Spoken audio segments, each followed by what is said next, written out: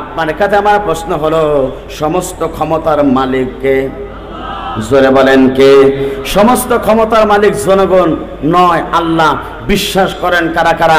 দুহাত আল্লাহকে দেখান তারা তারা। লিল্লাহে তাকবীর, লিল্লাহে তাকবীর। সমস্ত ক্ষমতার মালিক জনগণ নয়, সমস্ত ক্ষমতার মালিক আল্লাহ। আন্নাল কুওয়াতা লিল্লাহি জামিয়া, সমস্ত শক্তির মালিক আল্লাহ। লিল্লাহি মা ফিস সামাওয়াতি ওয়াল আরদ, আসমান এবং জমিনের একচ্ছত্র ক্ষমতার মালিক আল্লাহ। এটাকে আপনাকে বিশ্বাস করতে হবে।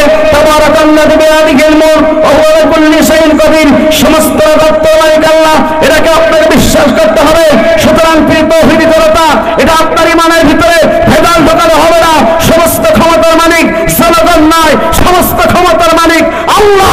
বিশ্বাস করবেন যারা, ঈমানের পরে সঠিকভাবে ঈমান থাকবে, ঈমান থাকার কারণে মৃত্যুর পর আল্লাহ পাক আপনাকে ভালো মানবে।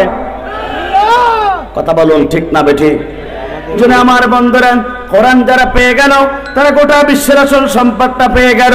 আল্লাহ নবী চতুর্থ খলিফা হযরত আলী রাদিয়াল্লাহু তাআলা আনহু, আয়াতটা যখন নাজিল হবে তার পূর্বের ঘটনা। বিশ্ব নবীর কাছে চলে গেলেন হযরত আলী রাদিয়াল্লাহু তাআলা আনহু, হাসান হুসাইনের পিতা ফাতেমার স্বামী। আমার বন্ধুরা, হযরত আলী রাদিয়াল্লাহু তাআলা আনহু বিশ্ব নবীর কাছে চলে গেলেন। বিশ্ব নবী খানায় কাবায় বসে আরাম করছিলেন। আল্লাহ রাসূলকে দেখে সালাম প্রদান করলেন। বিশ্ব নবী সালামের জবাব দিয়ে দিলেন। এবার বিশ্ব নবীকে বললেন, ইয়া রাসূলুল্লাহ, হাবিবাল্লাহ, আমি আপনার সাথে একটু পার্সোনাল কথা বলতে চাই। সঙ্গে সঙ্গে আল্লাহর নবী আলীকে বললেন, আলী তুমি বলো কি বলতে চাও? সঙ্গে সঙ্গে আলী বললেন, ইয়া রাসূলুল্লাহ, হাবিবাল্লাহ, আমি আল্লাহর প্রতি বড় খুশি হয়ে গিয়েছি, আমি আল্লাহর বন্টন ব্যবস্থায় বড় খুশি হয়ে গিয়েছি। এই কথা যখন আলী বললেন, আল্লাহ নবীর চোখ দিয়ে দাড়ি মোবারক বেয়ে বেয়ে জমিনে পানি পড়া শুরু হয়ে গেল। আল্লাহ নবী বললেন, আলী তুমি কি কারণে আল্লাহর প্রতি খুশি হয়েছো? তোমার জবান থেকে একটি বারের জন্য জানতে চাই। সঙ্গে সঙ্গে আলী বললেন, ইয়া রাসূলুল্লাহ, হাবিবাল্লাহ, এই মক্কার সবচেয়ে বড় চেয়ারটা আমি পাই নাই। ইয়া রাসূলুল্লাহ, হাবিবাল্লাহ, এই মক্কার সবচেয়ে সম্পদশালী ব্যক্তি আমি হতে পারি নাই। ইয়া রাসূলুল্লাহ, হাবিবাল্লাহ, এই মক্কার সবচেয়ে বড় চেয়ারটা আমি পাই নাই, বড় সম্পদশালী ব্যক্তি আমি হতে পারি নাই। কিন্তু আল্লাহর পক্ষ থেকে যে কোরআনটা আসলো, এই কোরআন পেয়ে আমি আল্লাহর প্রতি বড় খুশি হয়ে গিয়েছি। সঙ্গে সঙ্গে আল্লাহ নবী খুশি হয়ে গেলেন। সেই সময় একটা নাজিল হয়ে আল্লাহ পাক জানিয়ে দিলেন, বান্দা শুনে রাখো, যারা মুমিন হয়, যারা আল্লাহর প্রিয় গোলাম হয়, তারা এই দুনিয়াতে সম্পদ পেয়ে খুশি হয় না, তারা ক্ষমতা পেয়ে খুশি হয় না, তারা আল্লাহর কোরআন পেয়ে আল্লাহর প্রতি তারা সবচেয়ে বেশি খুশি হতে চায়। সুতরাং আমরা জাতিতে মুসলমান, আমাদের জীবন গ্রন্থ নামাজ আল্লাহর কোরআন। আমরা গোটা পৃথিবীর সম্পদ পেয়ে খুশি হতে চাই না, আমরা পৃথিবীর চেয়ার পেয়ে খুশি হতে চাই না, ক্ষমতা পেয়ে খুশি হতে চাই না। মুসলমান হিসাবে আল্লাহর কোরআনের পক্ষে থাকতে চাই, এটাই সবচেয়ে খুশি। কারণ জীবনে বাঁচবেন যতদিন, এই কোরআনের পক্ষে থাকবেন ততদিন। এই নীতি আছেন কারা কারা? দুহাত তুলে আল্লাহকে দেখান তারা তারা। লিল্লাহে তাকবীর, লিল্লাহে তাকবীর। আমরা দুনিয়ার ক্ষমতা চাই না, আমরা চেয়ার চাই না, আমরা সম্পদ চাই না, আমরা এক সেকেন্ড বাঁচবো আল্লাহর কোরআনের পক্ষে থাকতে চাই। কথা বলুন ঠিক না ঠিক? কোরআনের বাক্যে আল্লামা সাঈদী বলেছিল, 500 বছর আমরা বিড়ালের মতন বাঁচতে চাই না, 1 ঘন্টা বাঁচতে চাই, আমরা সিংহের মতন বাঁচতে চাই। কথা বলুন ঠিক না ঠিক? আজকে বাগেরহাট বাসী, উল্লাবাসী, জেলাবাসী আপনাকে বলতে চাই, এই জমিন আল্লাহ, আসমান আল্লাহ। মুসলমান হিসাবে এই জীবনে বাঁচবো যতদিন, আল্লাহর কোরআনের পক্ষে থাকবো, ইসলামের পক্ষে থাকবো, নবীর পক্ষে থাকবো। কোরআন ছাড়া অন্য কোনো মুসলমান না, অন্য কোনো পক্ষে থাকতে পারে না। কারণ কোরআনটা কার? আমরা কোরআন পেয়ে খুশি হতে চাই। কথা বলুন ঠিক না বেঠিক? আমরা সম্পদ চাই না, আমরা ক্ষমতা চাই না, আমরা চাই কোরআন মোতাবেক জীবন করতে। কারণ কোরআন মোতাবেক জীবন করলে আপনাকে যিনি ভালোবাসবেন তিনি কে? জোরে বলেন তিনি কে? অনেকে মুসলমান আছে, মুসলমান নামধারী মুসলমান, অনেকে বলে আমি মুসলমান কিন্তু কোরআনের পক্ষে থাকতে চাই না। আছে না নাই? অনেকে মুসলমান পরিচয় দেয় কিন্তু কোরআনের কথা বললে অনেকের এখনো পর্যন্ত গায়ে আগুন জ্বলে। আছে না নাই? আমার বন্ধুরা দেখে রাখবেন, কোরআনের কথা বললে যার গায়ের ভিতরে আগুন জ্বলে ওটা মুসলমানের সন্তান হতে পারে না, নামধারী মুসলমান। কথা বলুন ঠিক না বেঠিক? কারণ কোরআনটা পাওয়ার পরে সন্তুষ্ট হবার দরকার আছে না নাই? জোরে বলেন আছে না নাই? আমার বন্ধুরা, আবার অনেকেই বলে তাফসীর মাহফিল দিয়ে লাভ কি?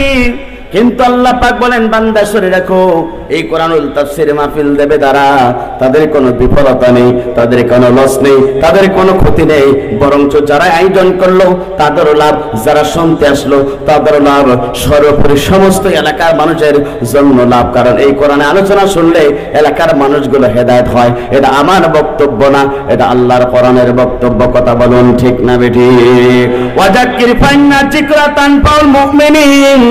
আল্লাহ পাক কোরআনুল কারীমের ভিতরে বলছেন, হে নবী আপনি মুমিনদেরকে কোরআন শোনান, আপনি মানুষদেরকে কোরআন শোনান, মুমিনদেরকে কোরআন শোনান। কেননা মুমিনদেরকে কোরআন শোনালে মুমিনদের জীবনে সবচেয়ে বড় উপকার আসবে। একবার জোরে জোরে বলুন আল্লাহু আকবার। কথা কার? আল্লাহ পাক বলছেন মানুষদেরকে কোরআন শোনান, মুমিনদেরকে কোরআন শোনান। কোরআন শোনালে কোনো লস আছে? কিন্তু 17টি বছর ধরে এদেশের আলেম ওলামা দায়ীরা কোরআন শুনিয়েছে, কিন্তু তারা সহ্য করতে পারেনি। অসংখ্য তাফসীর মাহফিলগুলোকে তারা বন্ধ করেছে। যারা তাফসীর মাহফিলের বিপক্ষে ছিল, কোরআনের বিপক্ষে ছিল, এই সমাজের লোক আজকে তাদের বিপক্ষে দাঁড়িয়েছে। কথা বলুন ঠিক না বেঠিক? এই রীতিতে ভবিষ্যতেও চলবে। যারা এদেশের আম জনতা কোরআনের পক্ষের মানুষগুলো তাদেরও বিপক্ষে দাঁড়িয়ে যেতে পারে। কথা বলুন ঠিক না বেঠিক? সুতরাং স্পষ্ট কথা হলো, মুসলমানের জমিন, আল্লাহর কোরআনের জমিন, ইসলামের জমিন, এই শাহজালালের জমিনে দাঁড়িয়ে আমরা তৃপ্ত শপথ নিতে চাই, এটা আল্লাহর কোরআনের জমিন। এই জমিনে কোরআন চলবে। কোরআনের বিপক্ষে যারাই দাঁড়িয়ে যাবে তাদেরকে ছেড়ে মুসলমান কথা বলতে পারে না। কথা বলুন ঠিক না বেঠিক? আমার বন্ধুরা, এই জন্যে কোরআন মোতাবেক জীবন গড়লে যিনি ভালোবাসবেন তিনি কে? জোরে বলেন তিনি কে? আমার বন্ধুরা, এই কোরআন নাজিল হলো, এই কোরআনের পক্ষে যদি আপনি আমি থাকতে পারি, এই কোরআন মোতাবেক যদি জীবন করতে পারি, কোরআন বলছে এই কোরআন তার জন্য সুপারিশ করবে। চিৎকার করে বলেন আল্লাহু আকবার। ইকরাল কোরআনা ফাইন্নাত ইয়াউমাল কিয়ামাতি শাফিআন লিআসহাবিহি। আল্লাহ নবী বলেছেন, যারা কোরআনের আয়োজন করলো, কোরআনের মঞ্চে চলে গেল, কোরআন শোনার জন্য বসে গেল, রসুল বলেছেন এই কোরআন শোনার কারণে তাদেরকে সুপারিশ করে করে আল্লাহর জান্নাতে নিয়ে যাবে। চিৎকার করে বলেন আল্লাহু আকবার। আর যারা কোরআন শুনবে না, কোরআন ভালোবাসবে না, ইসলামের পক্ষে থাকতে চাইবে না, আল্লাহর কোরআন বলছে আদালতে আখিরাতে এই কোরআন তার বিরুদ্ধে আল্লাহর আদালতে মামলা করবে।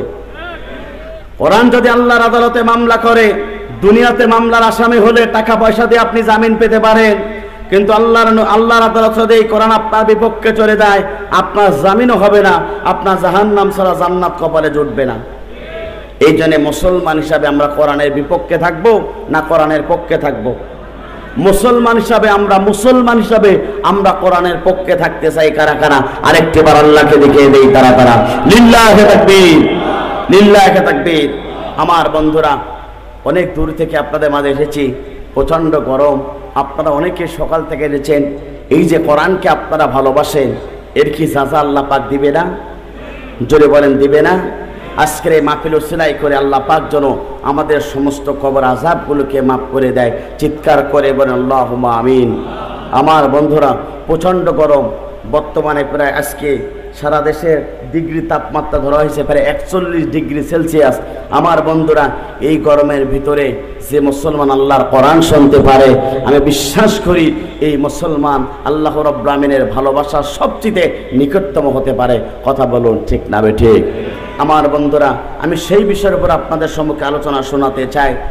আমি সফলতা পেতে চাই, আমি আল্লাহর সফলতা পেয়ে আল্লাহর জান্নাতে প্রবেশ করতে চাই। আমার বন্ধুরা, আজকে আমার বিষয় হলো এই দুনিয়াতে 8টা ওয়াদা, 8টা সত্য পূরণ করবে যারা, মৃত্যুর পরে আল্লাহর জান্নাত পেয়ে যাবে তারা। চিৎকার করে বলেন আল্লাহু আকবার। 8টা সত্য দুনিয়াতে পূরণ করবে যারা, মৃত্যুর পরে আল্লাহ রাব্বুল আমিনের জান্নাত পেয়ে যাবে তারা। এই 8টা ওয়াদা শোনার দরকার আছে না নাই? জোরে বলেন আছে না নাই? আমরা তো সকলেই বলি মৃত্যুর পরে আমরা কেউ জাহান্নামে যেতে চাই না। নামাজ পড়ে আর না পড়ে জিজ্ঞাসা করা হলে বা মৃত্যুর পর আপনি কোথায় যাবেন, ও দীপ্ত কণ্ঠে বলে আমার ঈমান ঠিকঠাক থাকুক আর না থাকুক, আমি মৃত্যুর পরে জান্নাত প্রবেশ করতে চাই। এমন মুসলমান, এমন পাবলিক সমাজে আছে না নাই? জোরে বলেন আছে না নাই? আমার বন্ধুরা, তাহলে লক্ষ্য করুন, সেই বিষয় থেকে আপনাদের সম্মুখে আলোচনা করতে চাই। এই দুনিয়াতে যারা 8টা ওয়াদা পূরণ করবে, এই দুনিয়াতে যারা 8টা ওয়াদা পূরণ করবে, আল্লাহ রাব্বুল আলামিন মৃত্যুর পরে তাদের জন্য জান্নাত দিয়ে দেবেন। আমার বন্ধু একটু লক্ষ্য করুন, এই জান্নাত পেতে গেলে এই দুনিয়াতে সফলতার পিছনে আপনাকে খুঁজতে হবে। কথা বলুন ঠিক না বেটি? এখানে যারা রয়েছে সকলে তো জান্নাতে প্রবেশ করতে চাই, এখানে যারা বসেছি সকলে জাহান্নাম থেকে মুক্তি পেতে চায়, এখানে যারা বসে আছে তারা তো দুনিয়া আখিরাতের সফলতা পেতে চায়।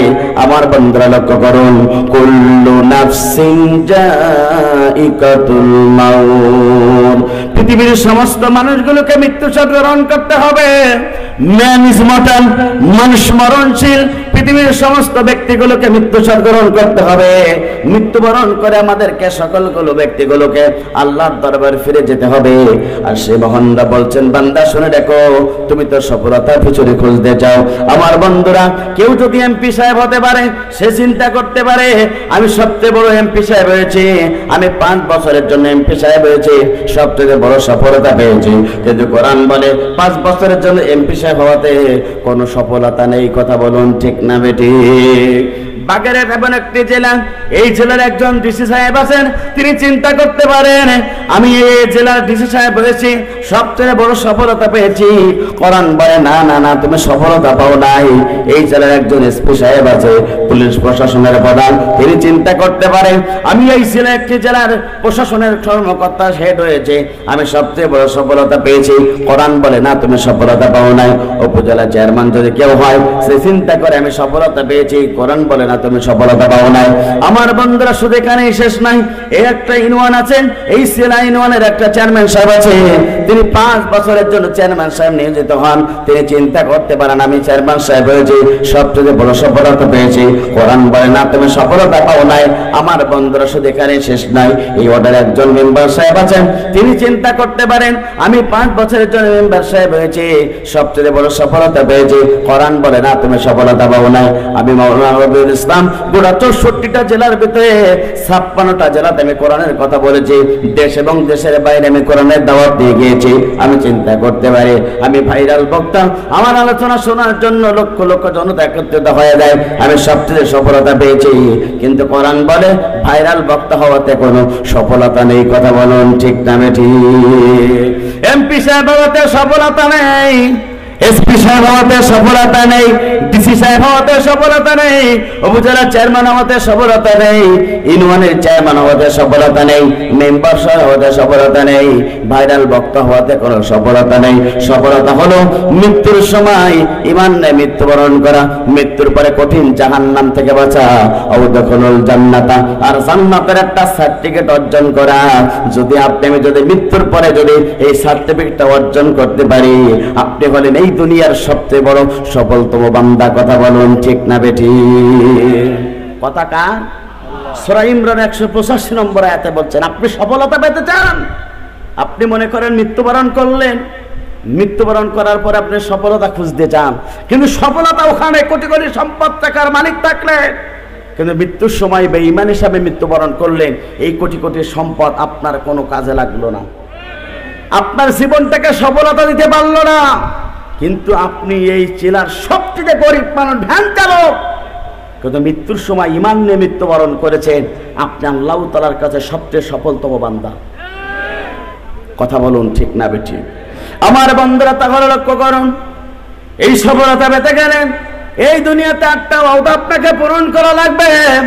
তার 1 নম্বর ওয়াদা হলো, যদি আপনার এই দুনিয়াতে যদি 1 নম্বর ওয়াদা হলো, যদি আপনার ঈমানটা যদি ঠিক থাকে, আপনার ঈমান যদি সবচেয়ে ভালো থাকে, ঈমানটা যদি আপনার সঠিক থাকে, তাহলে অবশ্যই মৃত্যুর পরে আল্লাহ পাক আপনাকে ভালোবাসবে, বিনিময় জান্নাত দেবে। কথা বলুন ঠিক না বেটি? এটা আমার কথা নয়, কোরআনুল কারীমের কথা। আল্লাহ রাব্বুল আলামিন কোরআনুল কারীমের ভিতরে ঘোষণা করলেন, ইন্নাল্লাযীনা আমানু ওয়া আমিলুস সালিহাতি কানাত লাহুম জান্নাতুল ফিরদাউসি নুজুলা। চিৎকার করে বলুন আল্লাহু আকবার। আল্লাহ পাক বলেন, নিশ্চয় যারা সঠিকভাবে আমার প্রতি ঈমান আনবে, যে ইমানের ভিতরে কোনো শিরিক থাকবে না, যে ইমানের ভিতরে কোনো ভেজাল থাকবে না, যে ইমানের ভিতরে কোনো দুই নম্বর থাকবে না, যে ইমানের ভিতরে কোনো সমস্যা থাকবে না, কেবলমাত্র শুধুমাত্র একমাত্র তারা সঠিকভাবে আল্লাহর প্রতি ঈমান আনতে পারবে। আল্লাহ পাক বলেন, বান্দা শুনে রাখো, এই সঠিকভাবে ঈমান যদি তুমি আল্লাহর প্রতি আনতে পারো, তাহলে এই মৃত্যুর পরে তুমি সফলতা পেয়ে যাবে, আল্লাহর ভালোবাসা পেয়ে যাবে। আর মৃত্যুর পরে আল্লাহর ভালোবাসা পেয়ে যাবে যারা, জাহান্নাম থেকে মুক্তি পেয়ে আল্লাহর জান্নাতে প্রবেশ করতে পারবে তারা। একবারে জোরে জোরে বলুন আল্লাহু আকবার।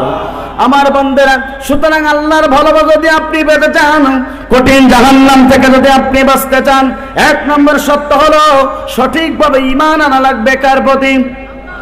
জোরে বলেন, কার প্রতি? ঈমান সঠিকভাবে আল্লাহর পথে মানতে হবে। জীবনের ভিতরে কোনো সন্দেহ থাকবে না, জীবনের ভিতরে কোনো ভেজাল থাকবে না। কিন্তু 95% মুসলমানের দেশে আজকে ইমানদারের ঈমানের সমস্যা আছে না নাই? জোরে বলেন, আছে না নাই? আপনার কাছে আমার প্রশ্ন হলো, সমস্ত ক্ষমতার মালিক কে? জোরে বলেন, কে? সমস্ত ক্ষমতার মালিক জনগণ নয়, আল্লাহ। বিশ্বাস করেন কারা কারা? দুহাত আল্লাহকে দেখান তারা তারা। লিল্লাহে তাকবীর, লিল্লাহে তাকবীর। সমস্ত ক্ষমতার মালিক জনগণ নাই, সমস্ত ক্ষমতার মালিক আল্লাহ। আন্নাল কুওয়াতা লিল্লাহি জামিয়া, সমস্ত শক্তির মালিক আল্লাহ। লিল্লাহি মা ফিস সামাওয়াতি ওয়াল আরদ, আসমান এবং জমিনের একচ্ছত্র ক্ষমতার মালিক আল্লাহ। এটাকে আপনাকে বিশ্বাস করতে হবে। তাবারাকাল্লাযী বিয়াদিহিল মুলক ওয়া হুয়া আলা কুল্লি শাইইন কাদির, সমস্ত রাজত্বের মালিক আল্লাহ। এটাকে আপনাকে বিশ্বাস করতে হবে। সুতরাং প্রিয় তৌহিদি জনতা, এটা আপনার ঈমানের ভিতরে ভেজাল ঢোকানো হবে না। সমস্ত ক্ষমতার মালিক জনগণ নয়, সমস্ত ক্ষমতার মালিক আল্লাহ। বিশ্বাস করবেন যারা, ঈমানের পরে সঠিকভাবে ঈমান থাকবে, ঈমান থাকার কারণে মৃত্যুর পরে আল্লাহ পাক আপনাকে ভালো মানবে। কথা বলুন, ঠিক না বেঠিক? আমাদের জামাতের